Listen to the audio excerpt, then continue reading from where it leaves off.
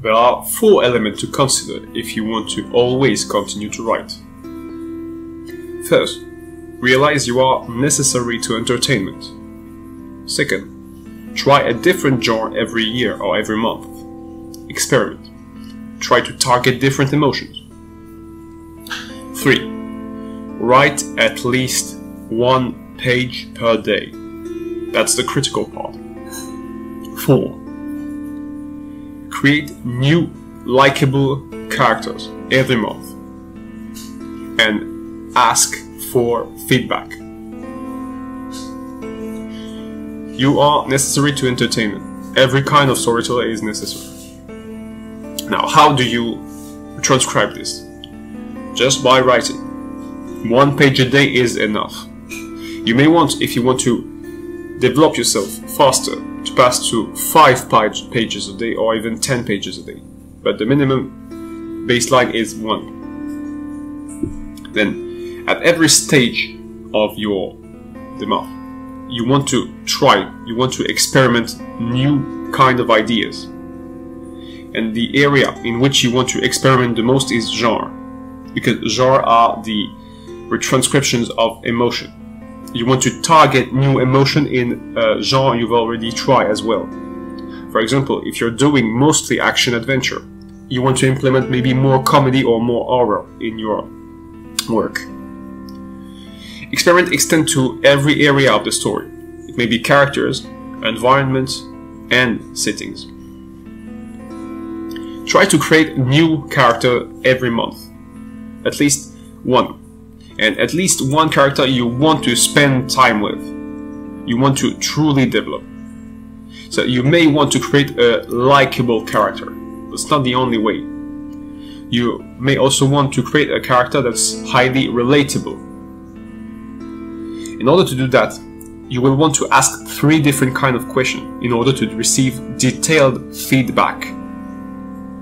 Which character or environment, as it works the same way, will you remember the most? Ask this to the public. Ask this to your readers.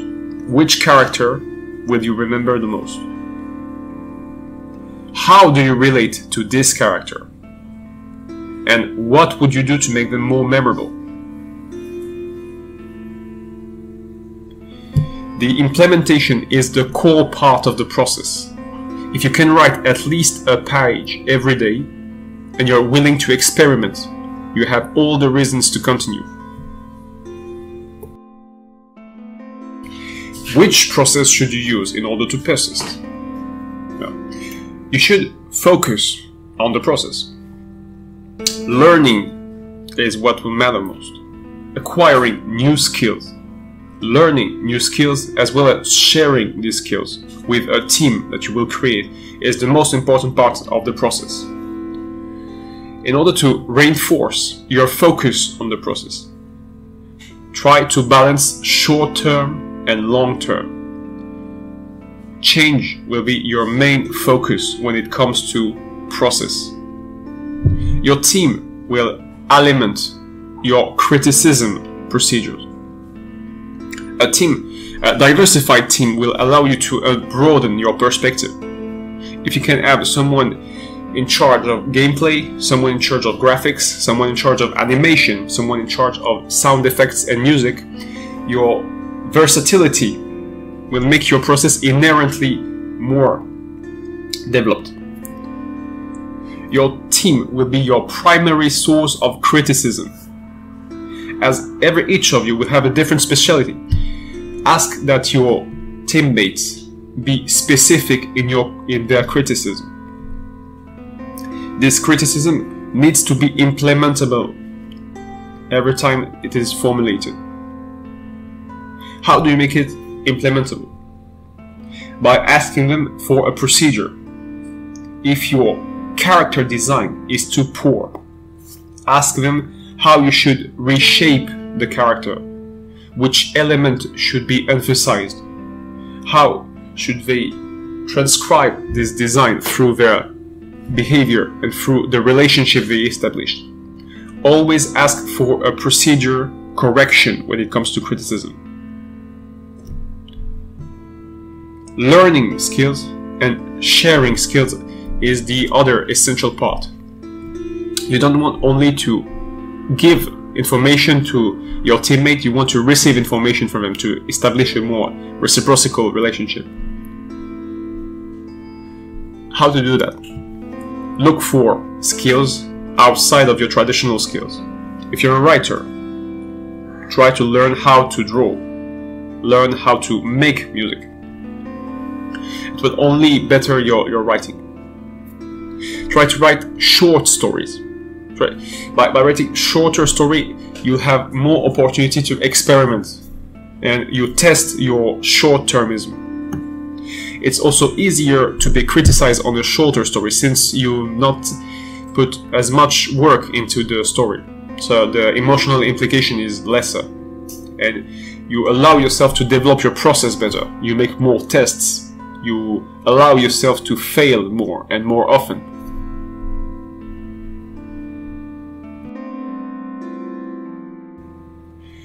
What do you need in order to implement your process? You just need a simple plan. A plan composed of 3 kinds of elements. If you want to start a story, any story, you'll need these 3 elements. You'll need organizations, environment, and storylines. The number indicated here are a baseline. You will need a minimum of 6 organization and environment and a minimum of 12 stories. This number may highly vary depending on the genre you're using or the story length. If you're making a story, a series or a saga, for example, you will need more than 6 environments. And you may need more than 6 organizations. It's not necessary. All depends on the scale. All depends on the kind of diversity you're looking for. And you will want to diversify your work. That's why you need plans. Diversity will offer you one essential feature: immersion. The more diverse your world is, the more cohesive it may feel, and the more immersion you may then create. That's why you want to experiment. You want to try a diversity of genre, a diversity of character, a diversity of environment, of stories, and of organizations. Short story in this manner will be particularly useful. Trying to write a 5 pages story every month or every week will allow you to test this kind of organization, these different kind of characters, these different kind of settings. Trying to write a poem or a song every week by limiting yourself to 1 page for a poem or a song will also allow you to develop this different sense of emotional implication. As your stories are so short, it may also motivate you more if you have a difficulty to write at the moment. And you'll be able to publish them sooner and therefore reach the public faster, allowing you to receive feedback faster as well. The questions when it comes to organization, environment, characters and story are always the same. What makes them more memorable? What would you see more of? What would you see less of? And what makes the cohesion of the world appear more hot? If you can, ask for the public or anyone really who gives you the feedback to try to look for one specific emotion which is prevalent on all the others, and we'll consider it as an emotion here. It's boredom. If an organization, if an environment, if a character, if a scene, even a scene, produces boredom, produces disinterest, or on the contrary, produces enthusiasm and enticement, it will have to appear more or less. If a scene is boring, try to understand why it's boring. Ask for the person for a correction. How would they create or recreate the same scene? But what would make them more enthusiastic when they look at this new scene?